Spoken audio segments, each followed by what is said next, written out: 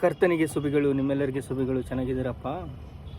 ಅಪೊಸ್ತಲರ ಕೃತ್ಯಗಳು 9ನೇ ಅಧ್ಯಾಯ 1ನೇ ವಚನ. ಸೌಲನು ಹಿಂಸೆಪಡಿಸಿದ ಯೇಸುವಿನ ಶಿಷ್ಯನಾಗಿದ್ದನು.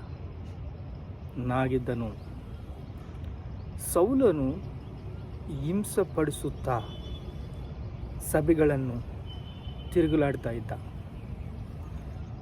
ಸಭೆಗಳು ಅಂದರೆ ಅವನಿಗೆ ಆಗ್ತಾ ಇಲ್ಲ. ಕೋಪ, ದ್ವೇಷ.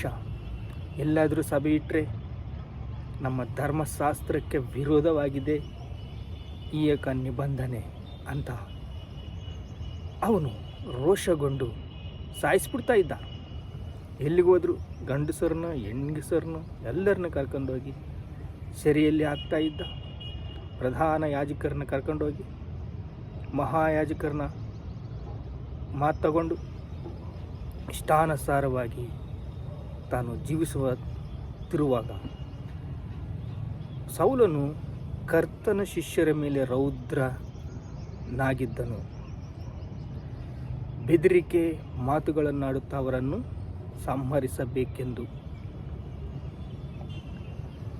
ಆಶೆಪಡುತ್ತಾ ಮಹಾಯಾಜಕರ ಬಳಿಯಲ್ಲಿ ಪರ್ಮಿಷನ್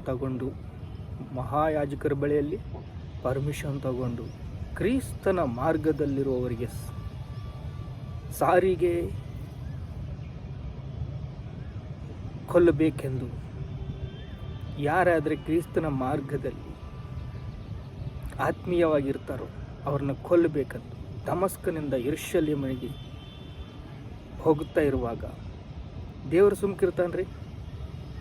ದೇವರು ಮಹಾದೇವರು, ಅವನು ಯೇಸು ಕ್ರಿಸ್ತ ಪರಿಶುದ್ಧನು, ಅತಿ ಪರಿಶುದ್ಧನು.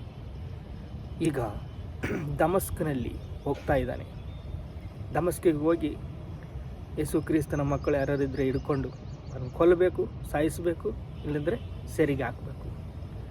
ಇಂಥ ಸಮಯದಲ್ಲಿ ಪ್ರಕಾಶದ ಪ್ರಭಾವವು ಕೂಡಿದ ದರ್ಶನ ಕೊಟ್ಟು ದೈವ ದರ್ಶನವಾಯಿತು.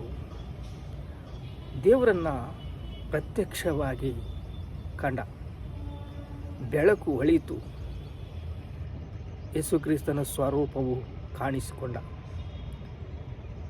ಅದು ಫಿಲಮಲ್ಲಿ. ಆದರೆ ಆ ಕಣ್ಣುಗಳು ಇದ್ದವು ನೋಡಿದ್ರ, ನಮಗೆ ತೋರಿಸೋದು ಫಿಲಮಲ್ಲಿ.